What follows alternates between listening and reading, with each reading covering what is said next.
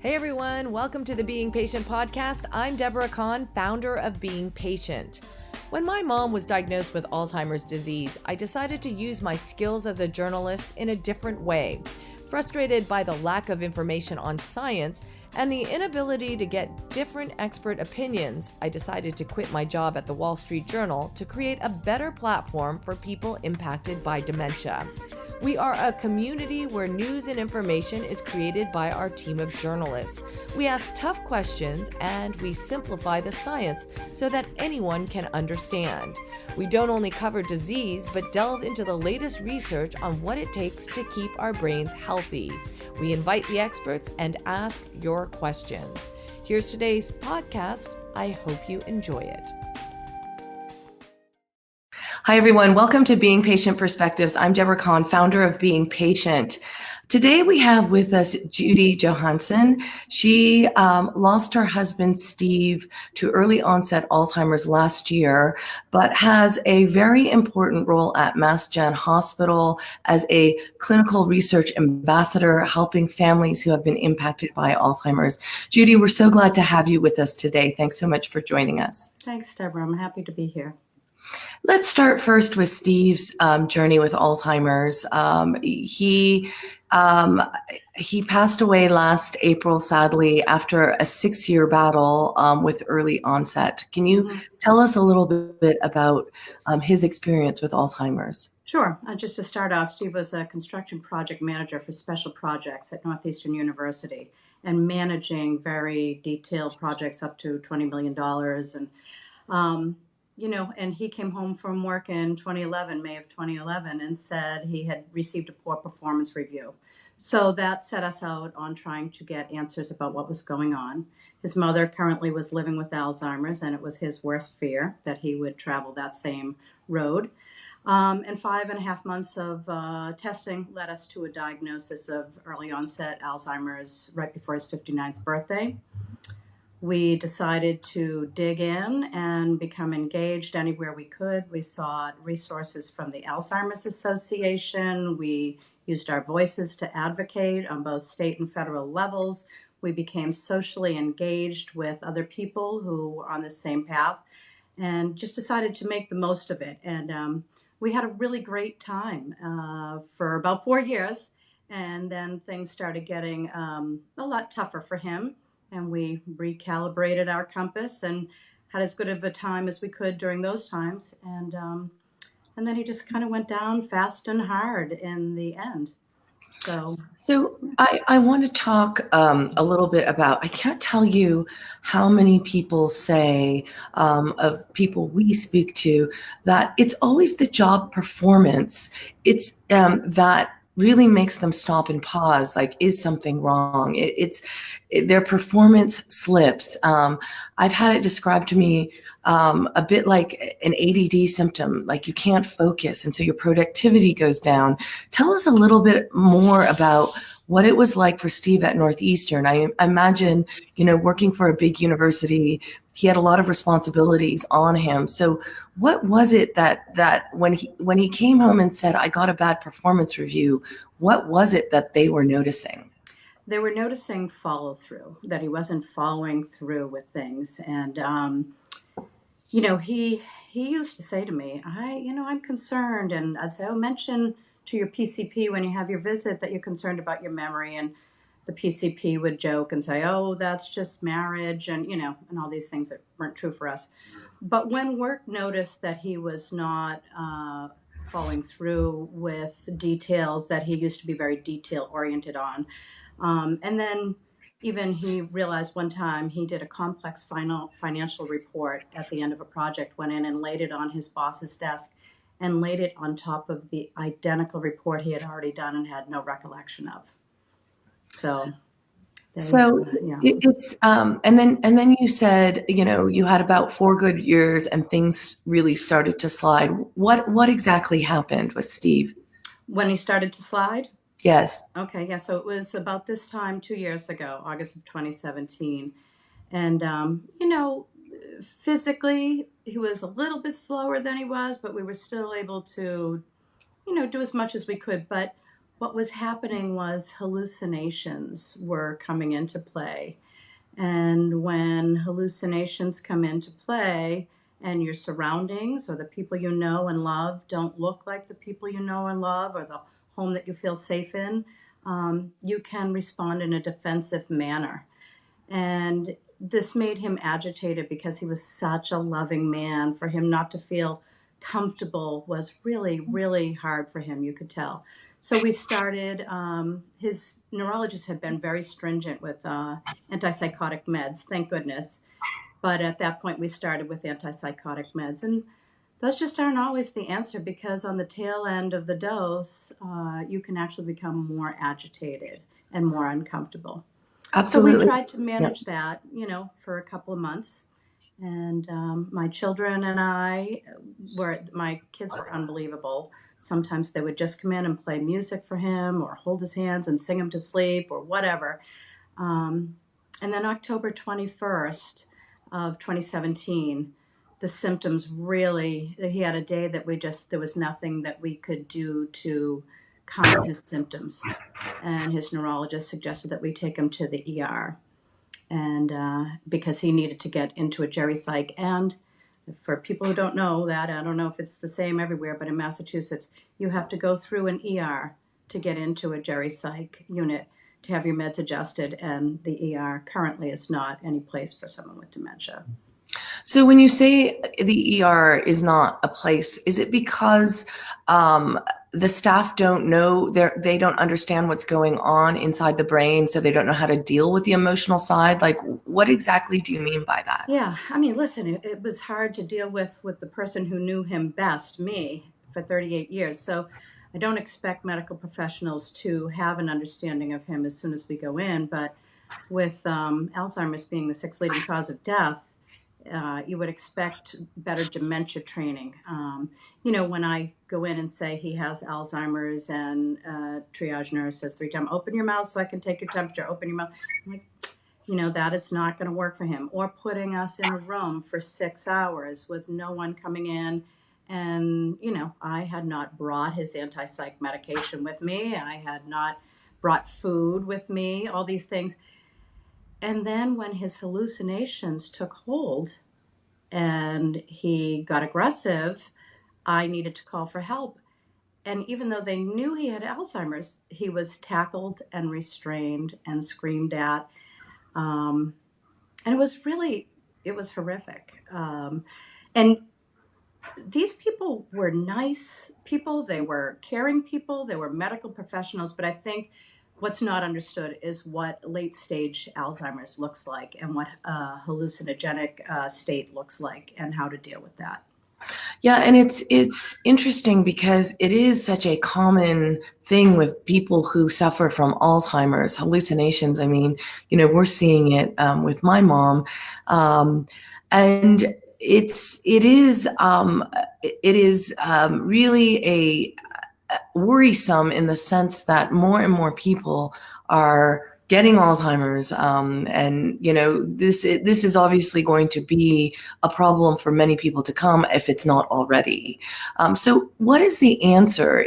Do we need to better train people about the management of a later stage of disease? And I think this segues nicely into the work that you're doing today, in helping medical professionals really understand how to best treat people who have Alzheimer's. Mm-hmm. Yeah, I think there definitely needs to be more education around dementia. Again, like I said, with it being the sixth leading cause of death, why isn't it? There's a hush and a whisper about dementia and Alzheimer's, and because people are afraid of it. It's an unknown entity that lives within this body. When someone has cancer or heart disease, we can see what the ailment is, and we can see treatments or how not to treat it. But with Alzheimer's, it's very hard to know how to do that. In Massachusetts, we have just passed a law last summer that will require every medical official a medical person to be trained with dementia training before 2021. And every hospital has to implement an operational plan on how to deal with people with dementia. And it's a wonderful, wonderful thing to have in writing. But how to implement this is, is proving to be a little bit of a challenge. And in Massachusetts, we have set up a permanent advisory council that is meeting quarterly to try to advise people on how to advance this law and put it into practice. Again, it's not easy, but the more we talk about it, the more. I haven't met one medical professional yet who has said, this is a bad idea. It's a great idea. How can we do it? Absolutely. And we're getting, somebody is making a comment now saying, as she listens to this broadcast, that her mom's in 2 weeks of a crying stage. And I just want to point out that people write to us all the time about different symptoms that they are trying to manage, at home. And you realize that, although there's a lot of similarities in the patterns of Alzheimer's, there's very distinct symptoms sometimes that are unique to the person. So I imagine that makes it difficult in terms of having one set of rules for all Alzheimer's patients. Exactly. There's no straight arrow to deal with this. And I think just talking about it, I mean, first off, I'm so sorry for that woman that she's going through this crying stage with her mother. I can only imagine how heartbreaking that must be. And there's a little video online you can find that shows that we are just out of control of our emotions when we reach a certain stage. And sometimes the crying or laughing is not even specific to something happy or sad.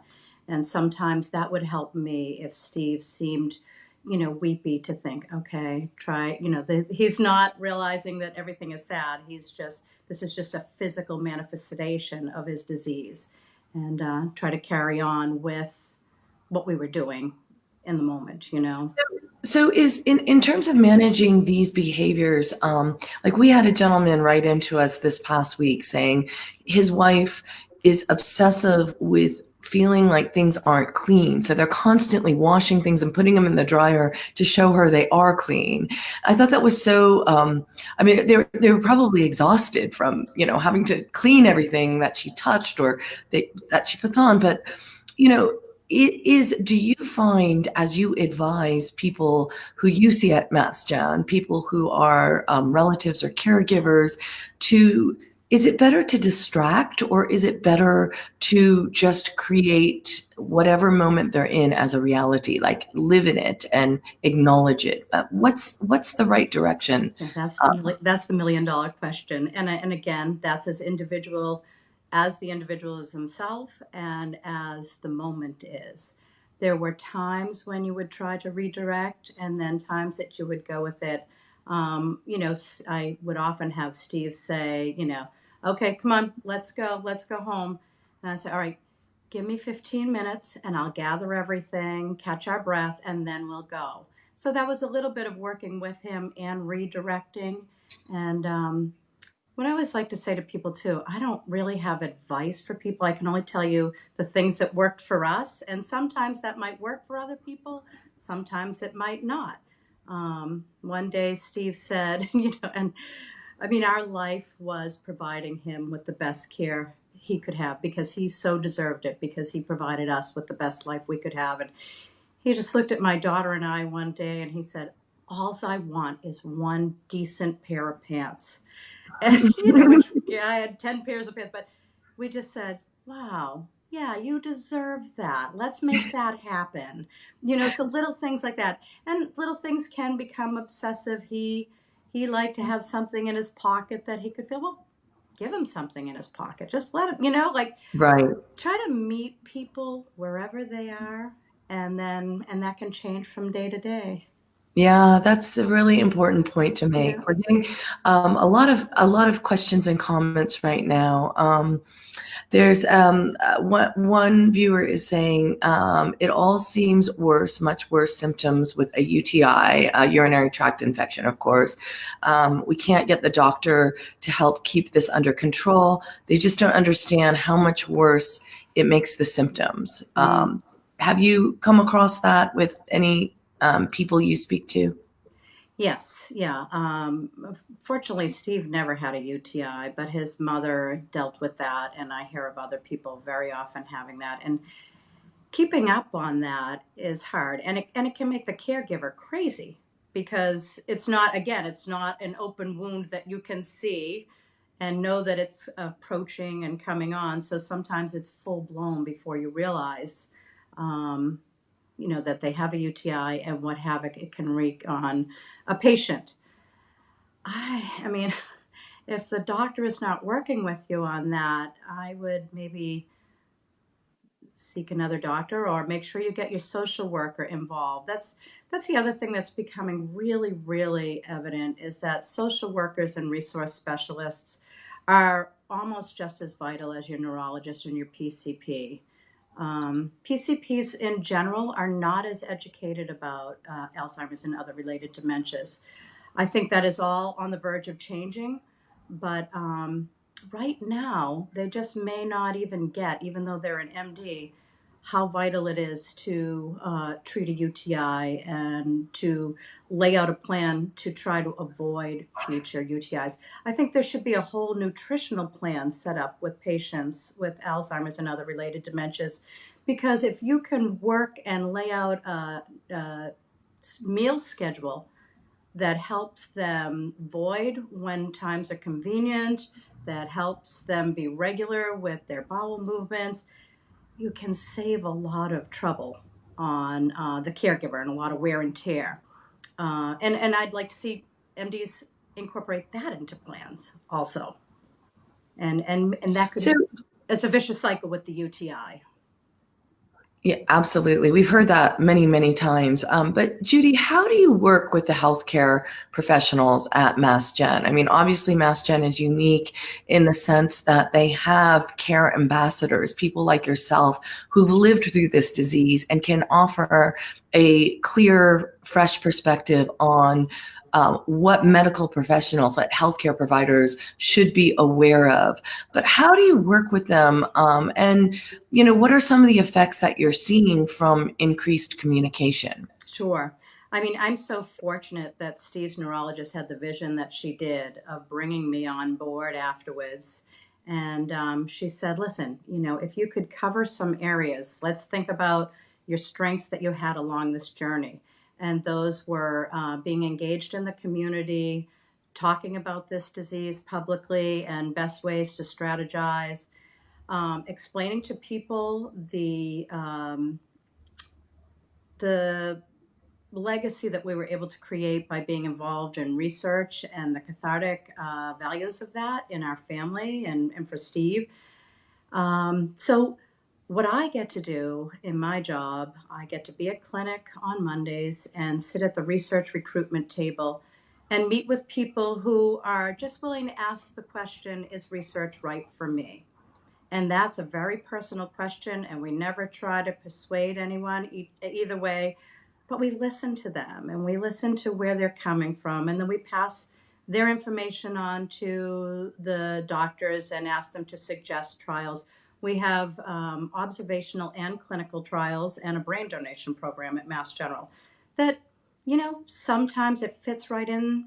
I had a beautiful older woman yesterday say to me, I know that research might not do anything for me, but I want to help others. And to be able to meet with people and give them a space to say that is really a blessing in my life. And then I get to Did work. was Sorry, go ahead. There's a new dementia care collaborative working under the geriatric and palliative care department at Mass General.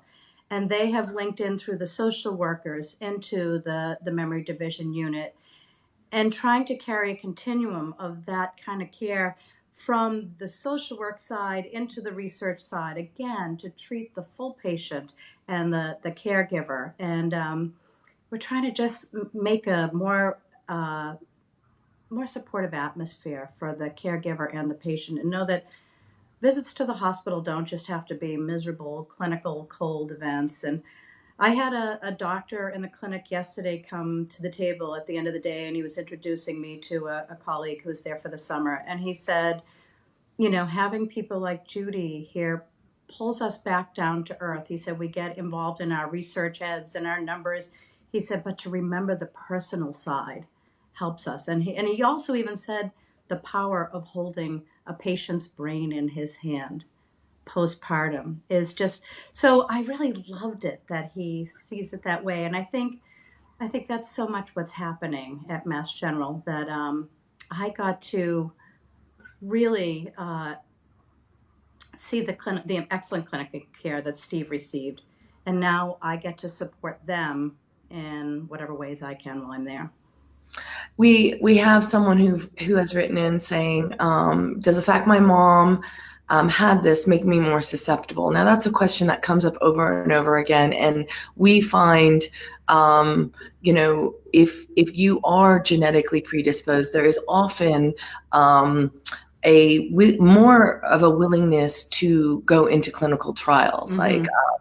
And I mean, Judy, do you want to provide an answer to that question? I know Steve had his mother had Alzheimer's. Is that correct? Yep, and she actually had it for 13 years. She just passed away in May, and his father is on hospice now with Alzheimer's. So he had did he ever get genetically tested for the APOE4 gene? So because we were trying to get into a trial one time, he had to be tested for that. And we were told he did have the APOE4 gene. Now, I don't know whether he carried the two of them, but he didn't have a genetic mutation. And I know that because of post-mortem autopsy. And it's a very, very personal thing to decide to get tested or not.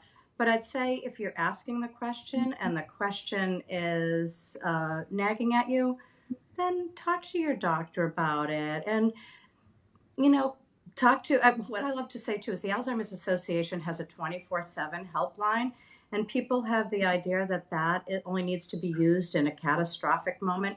But you can call that for any question, and they can direct you towards resources for asking these questions. Supposedly Steve's Alzheimer's is not connected to his parents because his parents got it later in life. Mm-hmm. So another viewer is making a comment, which is so true, saying rural healthcare is different from the city, and that's so absolutely true.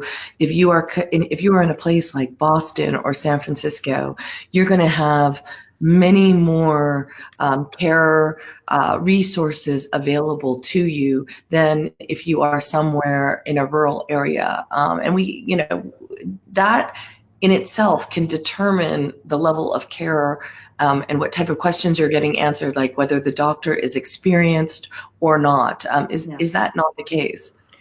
I mean, from my little knowledge and what I have heard from people across the country, yes, it is the case. And again, there's that 24/7 helpline that can connect you, across the country, wherever you are, with information. But in places where the care is less than advantageous, my only suggestion would be to keep educating yourself as a caregiver. And if you have internet connection, if you can listen to Deborah and her interviews, then you will become a better advocate for your loved one, and maybe be able to navigate even in rural areas. And having backup information when you go into doctors really does help. It's not an okay thing for a doctor to say anymore, oh, she's just mildly forgetful. Why? I mean, 45% of people with Alzheimer's don't know of their diagnosis. That's not acceptable. Everyone deserves to know.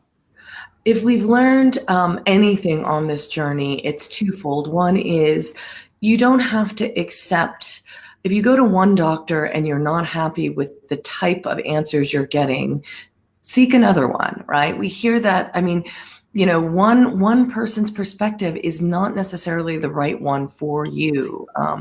And yes, one of the things that we're trying to do at Being Patient is give people who are in areas where they don't have access to the experts. We're bringing the experts to our platform to give them a connection to people no matter where you are. So hopefully we can succeed in that. And I will say, we're doing a good job if we're only doing that, even though we're trying to do more things. Yeah. So Mike Bellevue, who's a friend of ours, interviewed, he said he's just made a comment saying, Judy, can you talk a little about Steve's attitude and the way he carried himself each and every day? Sure, I can. And while I do that, I will hold up a painting that Mike did for his dear friend Steve that is a quote that Steve had lived by. I don't know if you can see it. Let's see. Can you see that? Hold it a little bit higher. Yeah, in fact, yeah. So what I say about Steve is Steve took simple ideas, trials, and tribulations, and always made the most out of them. I like to recall that, one time a big, long log rolled into the beach and kind of took up an area where our kids would have swim. Well, Steve rolled it out of the water. He put a rock underneath it and made a seesaw out of it for the kids. He stood on it and challenged them to keep their balance on it in the water. They floated in the water. Then they rolled it out of the water and sat on it and had lunch on it. He loved to sail his catamaran. And most people who are into catamaran sailing, if the wind dies, that's the end of their day and their attitude. Well, Steve would consider that a gift. He'd drop the sails and he'd say to the kids, lay down and look down into the water. We can see things that you can never see from the shore. So this was his view and approach to Alzheimer's also. When he was first diagnosed, he said, we have two choices. We can be happy or we can be sad. And we have love, and Alzheimer's will never take that. So we're going to take the happy road. And that's what we tried to do. We made the most. He got involved with anything he could. I mean, when the doctor asked him if he'd be interested in donating his brain post-mortem, he said, that is a no-brainer. Take it. But he realized he would not be here to teach the kids how to climb mountains and to sail. So he wanted to do other things that would create a legacy for them to know that their grandfather lived and made an impact on this world.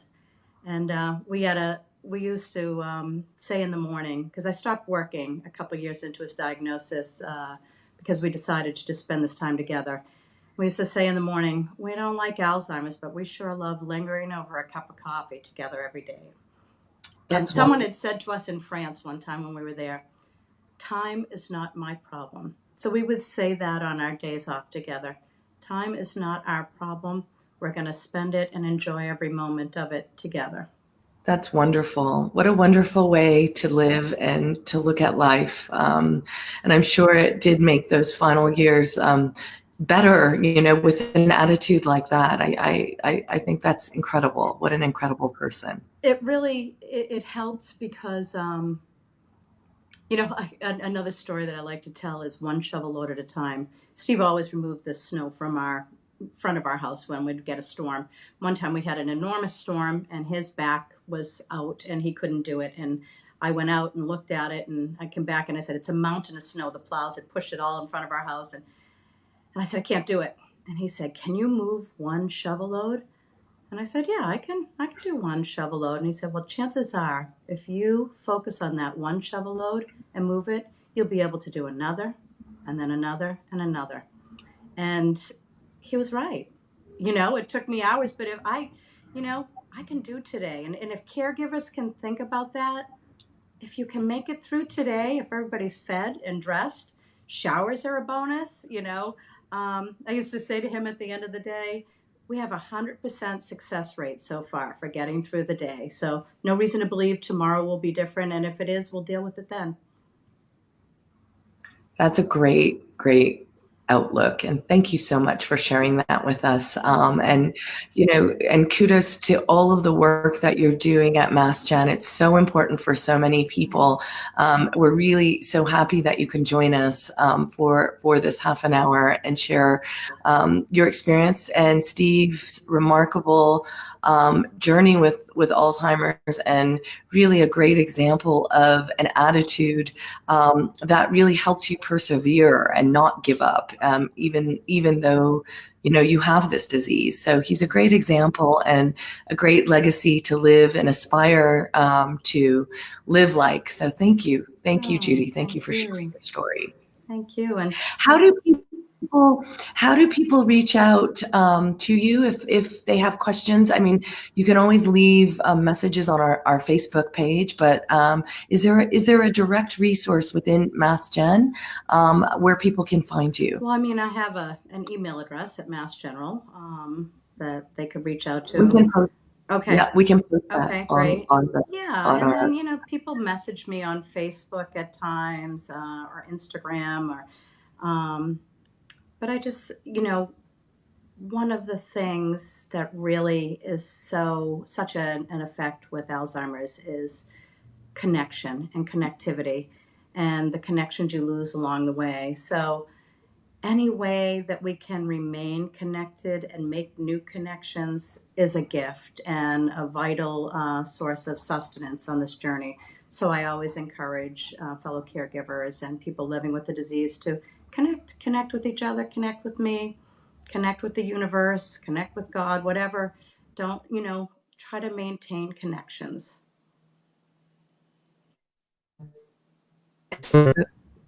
Thank you, Judy. Thank you for your time and your wisdom and knowledge and sharing with us. Oops, I think I've lost the picture there. I know. Anyway, just in time we can see you, but for some reason my picture's just gone out. But anyway, Okay. thank you for your time. As always, we will post these interviews on beingpatient.com. If you've missed part of it or you want to see more, please check our website, and the interview with Judy in the entirety will be posted there. So thanks very much for joining us, and we look forward to staying in touch. Thanks so much, Deborah. Thanks for all you're doing.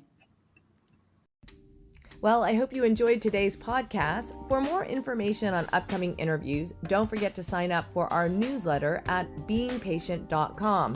That's beingpatient.com.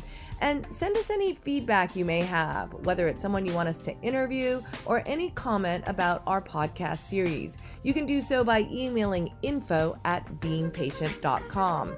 Thanks for listening, everyone. I'm Deborah Kahn.